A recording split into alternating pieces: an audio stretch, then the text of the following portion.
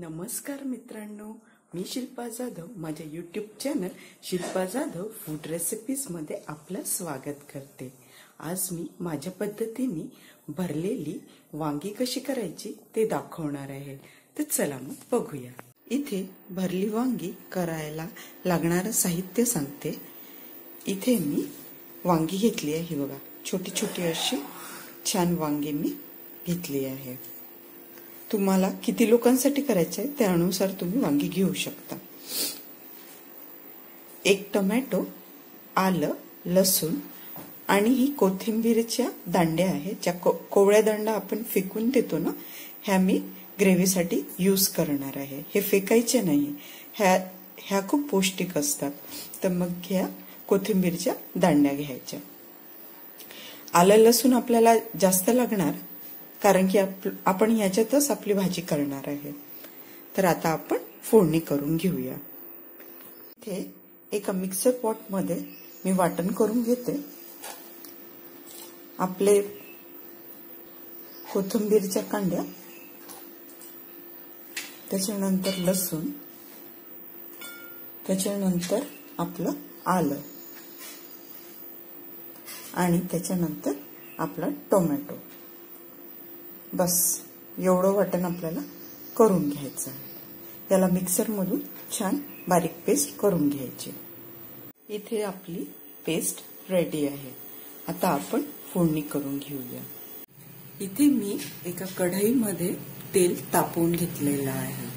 आता याच्यामध्ये आपण मोहरी, जिरे चांगलं होऊ द्यायचं। त्याच्यानंतर त्याच्यात आपलं वाटलेलं सारण टाकायचं।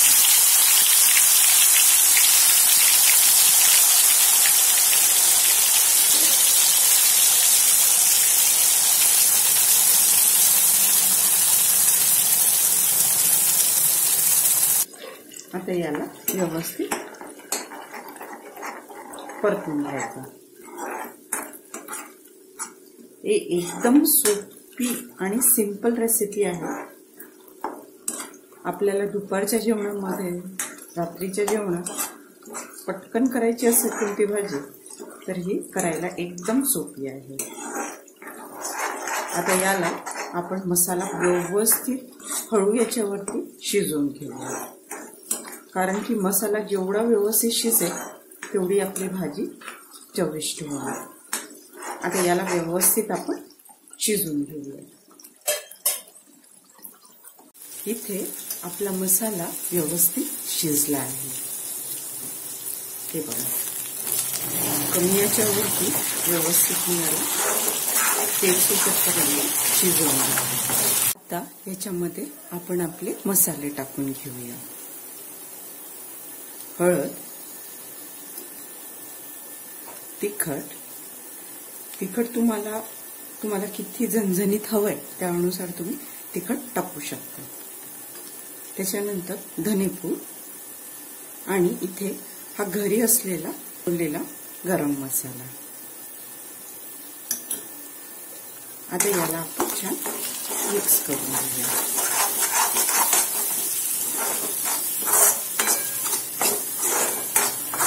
त्याला छान परतून घ्यायचं मसाला आणि सगळे जिन्नस व्यवस्थित परतले गेले पाहिजे। आता याच्यामध्ये आपण कसुरी मेथी टाकून घेऊया। याला पण छान आपण परतून घेऊया। आता याच्यामध्ये आपण चवीनुसार मीठ टाकून घेऊया। मिठाला पण छान परतून घ्यायचं। बघा, मसाला आता किती छान रंग आला आहे आणि व्यवस्थित परतला गेलेला आहे। आता इथे आपण फोडणीत जेव्हा वांगी घालू तेव्हाच याला कापून घेऊया। आधीच वांग्यांना कापून ठेवायची गरज नाही, एक तर ते काळपट होतात आणि ते काळे होऊ नये म्हणून आपण ते पाण्यात टाकतो, त्याच्याने ते पानक्यान होतात। म्हणून आता हे जसे जसे आपण कापतो तसे तसे आपण ठेवायचे। आपल्याला फोडणी घालायची असली तेव्हाच आपण हे कापायला घ्यायचे। आता मी हे सगळे कापून घेते पटपट। आता इथे आपण वांगी आपली टाकून घेऊया। हे बघा, आता याला छान आपण एकजीव करून घ्यायचं।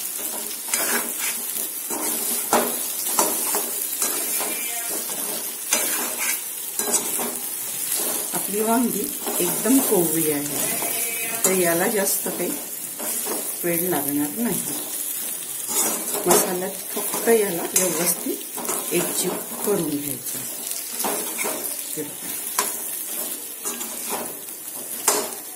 वांगी घेताना कोवळी घ्यायची, बियांची वांगी घ्यायची नाही, ते कडसट पण लागतं आणि त्याचा त्रासही होतो।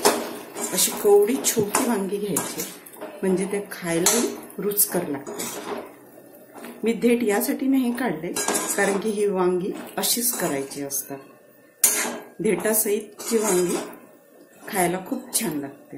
आता हे मसाला मी व्यवस्थित वांग्याला लावून घेतला आहे। आता याला आपण झाकण लावून कमी फ्लेमवरती शिजू द्यायचं। आता इथे आपण भाजी चेक करून घेऊया।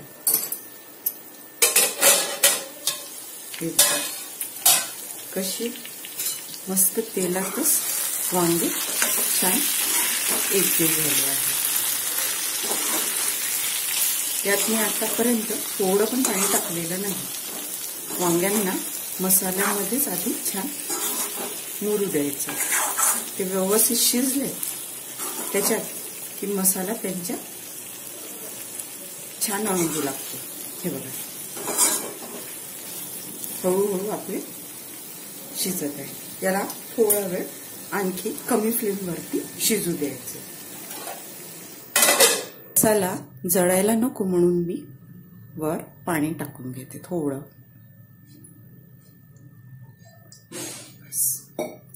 आता कमी फ्लेमवरती भाजी शिजू द्यायचं। आता इथे आपण बघून घेऊ। याच्यात आता आपण ताटलीवाली पाणी टाकलं, ते थोडंसं टाकून घेऊ। एकदम थोडं पाणी टाकायचं आणि याला छान मिक्स करून घ्यायचं।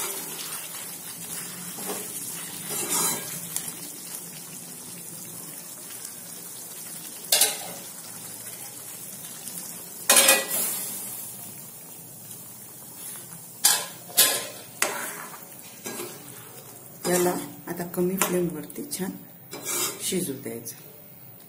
आता इथे आपली वांगी व्यवस्थित शिजल्या गेली आहे।